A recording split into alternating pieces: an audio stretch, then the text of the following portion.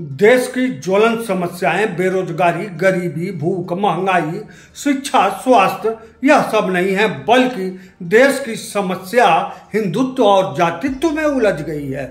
क्यों? हिंदुस्तान की सबसे बड़ी कठिन सवाल समस्या है राजनीति, और राजनीति की सबसे बड़ी समस्या है हिंदुत्व और जातित्व। हिंदुस्तान की जनता जो भूख, बेरोजगारी, गरीबी, अशिक्षा, इलाज आदि के अभाव से जूझ रही है, वह अनवरत जारी है। और इन सभी समस्याओं को राजनेता इसी हिंदुत्व और जातित्व में छिपाकर हिंदुस्तान पर राज करते हैं। मुगल साम्राज्य से होते हुए अंग्रेजों के गुलामी से आज़ाद होते होते ही हिंदुस्तान में हिंदुत्व और जातित्व का भी उदय हुआ। आज़ादी के त्वरित बाद में कांग्रेस की आज़ादी की लड़ाई में विशेष योगदान के चलते शुरुआत में कांग्रेस सरकार के धर्मनिरपेक्षता के आगे हिंदुत्व दबा रहा, तो जातित्व को आरक्षण के लाभ से कांग्रेस ने उभरने नहीं दिया। इसी बीच धर्मनिरपेक्षता के पैमाने पर मुस्लिम तुष्टीकरण का नया पैमाना के चलते मुस्लिमों ने धर्म को अपनी प्रतिष्ठा के साथ उन्नति का पैमाना बनाते हुए मुस्लिम धर्म को फैलाने की चाहत साफ दिखलाने लगे। और बढ़ती आबादी को तत्कालीन प्रधानमंत्री इंदिरा गांधी ने खतरा बना देखकर नसबंदी योजना चलानी चाहिए, तो मुस्लिमों ने यहां धार्मिक हवाला देकर नसबंदी से ही इनकार कर दिया।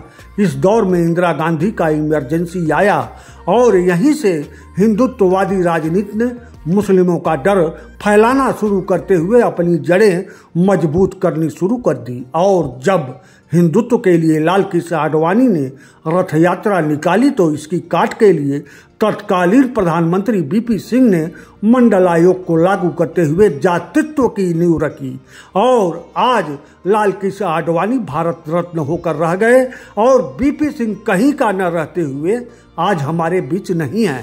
हिंदुस्तान के यह दोनों मुद्दे, हिंदुत्व और जातित्व, हिंदुओं से ही जुड़े मुद्दे हैं। इसमें मुस्लिम कहीं नहीं है, बल्कि मुस्लिम इन दोनों मुद्दों पर मूक दर्शक हो मौन है।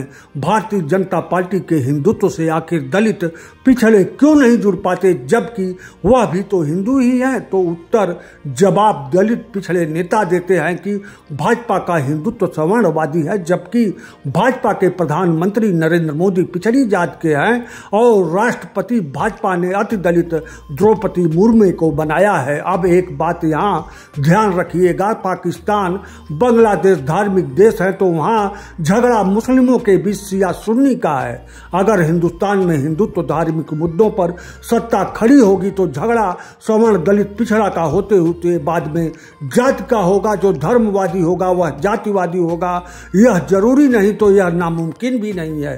हिंदुस्तान हमारा है, मतलब हिंदू, मुस्लिम, सिख, ईसाई, जैन, बुद्ध के साथ ही सवर्ण दलित पिछड़ा शिया सुन्नी सबका है, तब स्वर निकलेगा हिंदुस्तान हमारा है। और इसी भावना की तरफ कोई दल जा ही नहीं रहा।